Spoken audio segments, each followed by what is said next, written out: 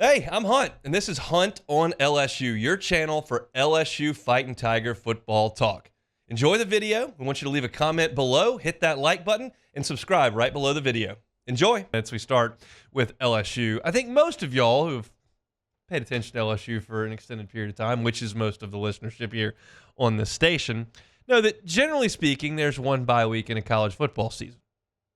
For LSU, for a long time, it's been right there in front of Alabama on Halloween weekend. And that was a good spot for the bye for a number of reasons. Obviously, you would like to have 2 weeks to get ready for the best program in college football over that time period, the biggest game on your schedule, despite what people say, well, they made it too big a deal. LSU, it was a big deal. Game day was always there. CBS flexed it. Alabama was almost always undefeated. It was a big game.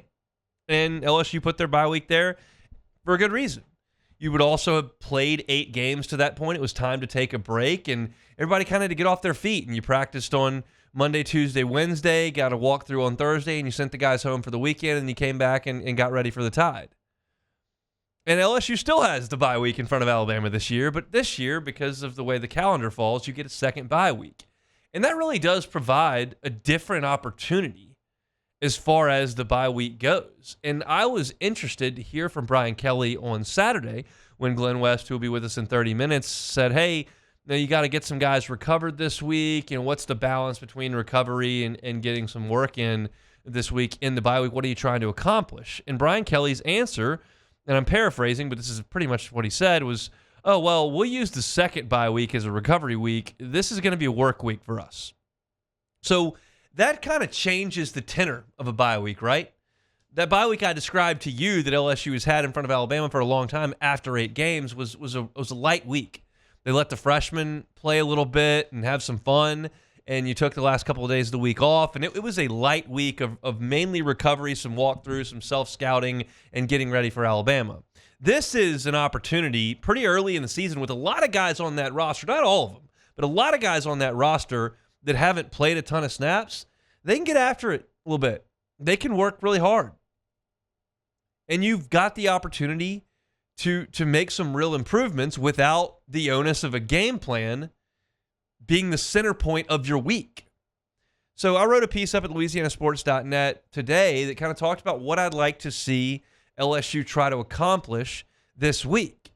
And the first bullet point that I came up with, and all apologies to Brian Kelly, I'm sure he's all broken up about it, but it is a week for recovery for some of these guys. And this is a great opportunity early in the season to deal with some bumps and bruises. Very clearly, Caden Durham came out of that game in the first half on Saturday, and he's dealing with a foot injury. And he needs some time off. We talked about that yesterday. But it's a great chance for him to take some time off and not feel like you're falling behind. Zy Alexander could not play in the game on Saturday because of concussion protocol. Well, he's your best cover guy. Have you seen the team on the schedule next? They throw it a little bit. In fact, they abandoned the run pretty much in the first half against Kentucky last week. I'd like to see Zy Alexander return to form. I'm glad there's a bye week here instead of having to immediately get ready for Ole Miss. Chris Hilton, I guess he's going to play eventually. I've told you the last 2 games I thought it was time to see him, and that hasn't been the case. But that's a guy who can use as much time as is offered, and that's a guy who needs to get ready. Emory Jones hasn't really missed time, but he needs a minute. He hurt his ankle in that game against UCLA, came out briefly. They taped him up and sent him back out there, but it hasn't been great the last 2 weeks. Pro Football Focus has graded him down in the 50s, and that's not because Emory Jones, the right tackle, projected first-round pick, forgot how to pass block. It's because he's hurt. And it's not an injury that's going to take you off the field, not an injury that's going to make you miss 3 practices in a week. It's just not comfortable. And so this week, how about you take it easy Monday through Thursday? Let's get some recuperation. Let's get some rehabilitation. That should feel a lot better come next week. Same thing goes for West Weeks. He sat out a couple of weeks and then comes back, and he tried to play on Saturday, gave it 4 snaps, said, hey, Tap says I'm out. I can't do it. So he's close. He was close enough to go through some practices, go through warm-ups, and go out on the field, but it didn't feel good enough when he got out there. That's a guy that needs some time.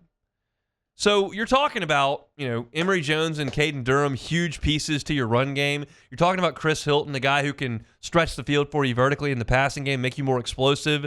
You're talking about West Weeks, who's now got to play a lot at linebacker for you. Zy Alexander, your best cover guy. These guys need some time. And I think it's a big advantage to LSU that they can sit down for a little bit this week and rest. Meanwhile, Ole Miss has the exact opposite. Ole Miss was in a physical football game on Saturday. Physical. Kentucky beat them up at the line of scrimmage, especially Kentucky's defensive line working on that Ole Miss offensive line. Beat them up, and Ole Miss is missing some guys on that offensive line. Jackson Dart took some hits. It was a physical game between Ole Miss and Kentucky. And now, Ole Miss is going to South Carolina. And y'all know, because we watched South Carolina play 3 weeks ago, I don't think they're very good, but they're physical, and that defensive front is very good. Lenora Sellers, Robbie Ashford, that wide receiving core, There's some issues in Columbia. It's not an uber-talented team, but they're physical, and they're good up front. And Ole Miss has got to go on the road, travel over there, and play those guys while your feet are up on the coffee table. That's a factor. We'll talk about it next week. But I think LSU is well within their right to use this week as some recovery time for some guys that are a little bit banged up. And I believe that LSU will go into that game next Saturday the fresher of the two football teams. So what do you need to accomplish outside of the guys who are taking a breather? Well, you've got to settle on your secondary. And Brian Kelly talked about this in his post-game press conference very directly. Said, look, we've been rolling guys in and out. In 2 weeks, we're not rolling guys in and out. So they got to decide now, today, Tuesday, who their best options are at corner, at the nickel, at the star, at safety. You've had any number of guys that I don't even really care who it is because I haven't seen anybody that's looked awesome. They know better than me what the calls are, what the tape says. You tell me you needed to go back there with Jordan Gilbert and Sage Ryan because they're the veterans and they're the best two guys. Fine. You tell me Deshaun Spears has got to come to the field, and yes, he's made some young mistakes, but he's the most talented guy, and we got to get him in there. Fine. Jordan Allen need to play? Sure. Kylan Jackson? I don't care who it is. But whoever it is needs to be out there practicing now because I don't know any coach in this conference that feasts on defensive backs, miscommunication, and indecisiveness like Lane Kiffin does. Y'all know. Y'all have seen the videos of him on the sidelines before the plays even snapped. He's holding his hands up for a touchdown in Tuscaloosa. That's what the bread and butter of his offense does. It makes defensive backs uncomfortable. And if you're trying to get 6 of them ready, that's too many. The majority of the reps need to go to the 2 or 3 guys you trust to be in the right place. And they've been in the right place most of the time. Now, there have been missed tackles. There have been an inability to get your hand on the football in the passing game. There are issues. But some guys that are going to be out there next Saturday need to be getting the lion's share of the work. Not 6, 3. That needs to happen this week during the bye week for LSU. And then there's freshmen. You've got an opportunity to get some guys some real work this week that maybe haven't played a ton. Like I'm talking about Trades Green. I'm talking about Gabe Relaford. I'm talking about, to a lesser extent, but in the same vein, P.J. Woodland. I'm talking about Dom McKinley. Those are guys who can have a physical week of practice this week. Get ready. You want to sit Caden Durham? You want to tell Emory Jones, take a seat? If Wes Weeks needs to chill, that's all fine. Zy Alexander doesn't need to practice all this week. He's been in college for 5 years. These guys who are not beat up because they just played through their first September and they're getting 15, 12, 8 snaps a game, they can go get it. Because they may not be ready to play against Ole Miss. That's fine. But that doesn't mean they can't be ready to play against Bama. That doesn't mean they can't be ready to play against Vanderbilt. That doesn't mean they can't get ready to play against Texas A&M. The quicker you can get them up to speed, and this is your chance, because you don't have to teach these guys the Ole Miss game plan. This can just be a week where you're working on technique, you're working on fundamentals, you're going good on good. Let Gabe Relaford go out there and play Will Campbell.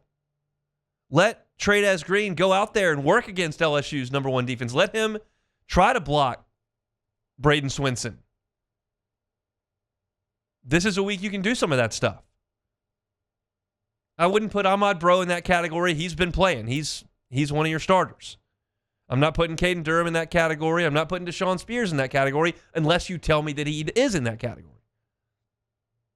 But this is a week that's not like the other weeks, so you got the opportunity to do that. So for me, those are kind of the three focal points for this LSU off week. Certainly you're trying to develop the entire team. Certainly you're going to introduce some Ole Miss things this week. Like, obviously, I'm not painting this thing black and white, but to me, you got to get some guys off their feet. That's a huge advantage against Ole Miss, who's going through her second physical football game in as many weeks this week. You've got to get your secondary squared away, who's going to be out there and where, and start helping them and get used to seeing Ole Miss. And then let some freshmen go, because these guys are talented, and I think they can make LSU a better football team moving forward. Maybe it's against Ole Miss. Maybe it's the next week. Maybe it's the next week. Maybe it's 5 weeks from now.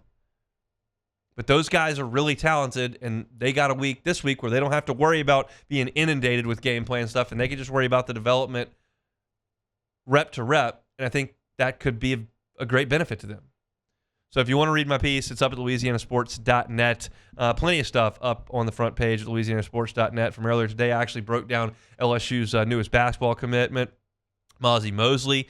Charles Handegriff's got a great column up that's dissecting the entire month in college football, best and worst, plays, games, losses, hot seats, the whole thing is up there, and it's good. Ross Jackson's got a film study up on Chris Olave. He's also got a film study up on Foster Morrow and his usage in this Saints offense. So if you're looking for Saints, looking for college football, looking for LSU, it's all there at louisianasports.net, and we appreciate you all for helping us out with that through the first couple of months of its existence. Hey, thanks for watching Hunt on LSU. Before you get out of here, do us a couple of favors. Hit that like button, leave your comments below, and subscribe to the channel for all your Fighting Tiger football talk. See you next time.